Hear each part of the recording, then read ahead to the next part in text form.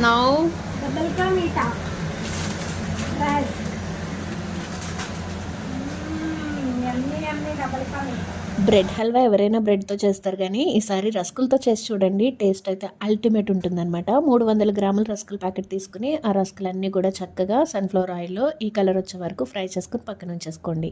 ఒక అర KG షుగర్లో 1 litre వరకు వాటర్ని యాడ్ చేసుకుని షుగర్ మొత్తం కరిగిపోయాక ఇలాచీ పౌడర్ని కూడా యాడ్ చేసుకుని మనం ముందుగా ఫ్రై చేసి పెట్టుకున్న రస్కులన్నీ కూడా వేసేసుకుని చక్కగా సాఫ్ట్గా అయ్యే వరకు ఈ షుగర్ సిరప్ అంతా అబ్జర్బ్ చేసుకునే వరకు కుక్ చేసుకోవాలి. తర్వాత కొంచెం పాలను యాడ్ చేసుకోండి. ఒక టీ గ్లాస్ వరకు పాలైతే సరిపోతుంది.